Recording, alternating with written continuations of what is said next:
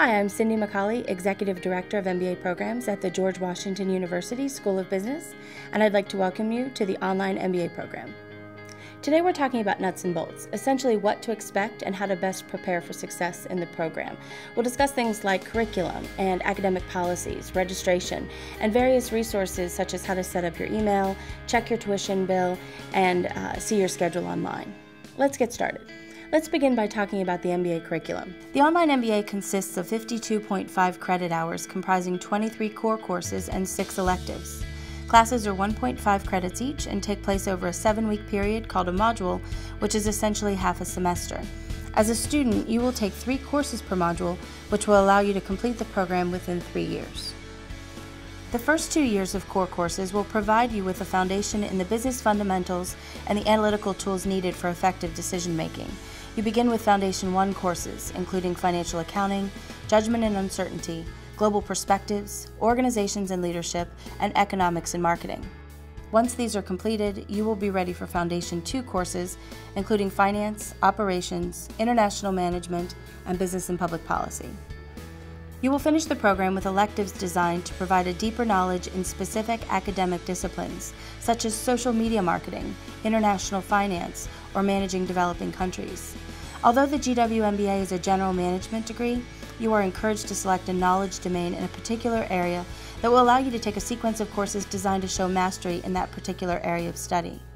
In addition, all students participate in a 4-day on-campus residency called Crossroads, the intersection of business, government, and society.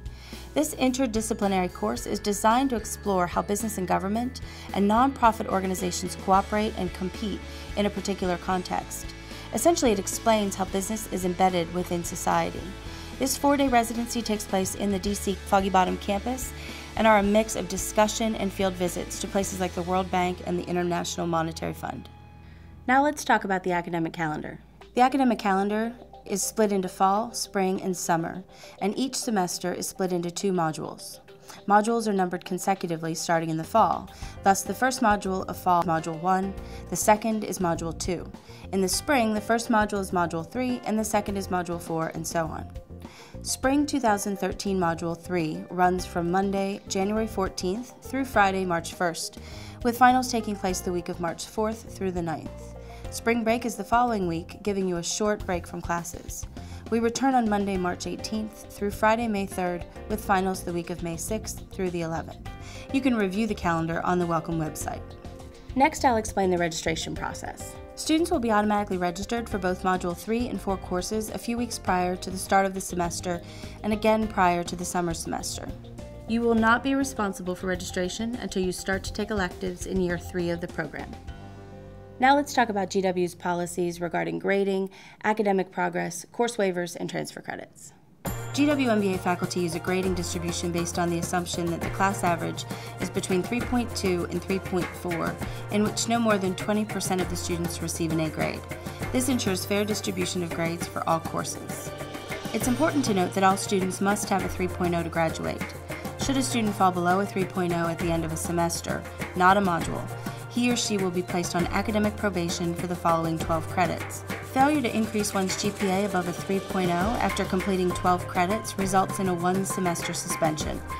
Once a student returns, he or she must earn a 3.5 GPA or risk a second permanent suspension from the program.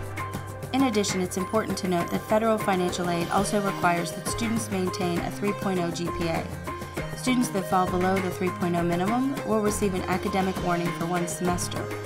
Failure to raise the GPA will result in loss of federal financial aid until the GPA is increased above a 3.0. Next, up to 12 course credits taken outside of the business school can be applied to your degree requirements in the form of either course waivers or transfer credits.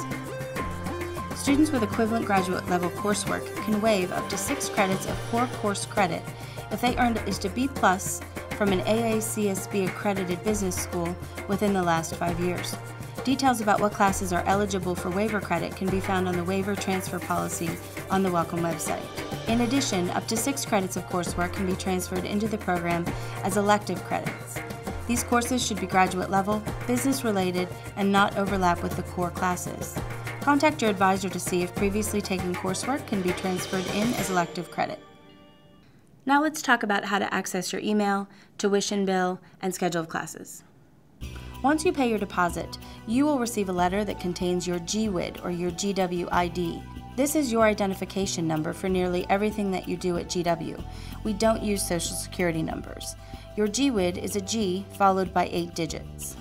GWeb is your one-stop shop for registration, grades, financial aid, and billing. The first time you log in, your PIN is your date of birth in the form of a 2-digit month, 2-digit day, and 2-digit year. If this doesn't work, enter your GWID, leave the PIN field blank, and click on Forgot PIN to reset your PIN number.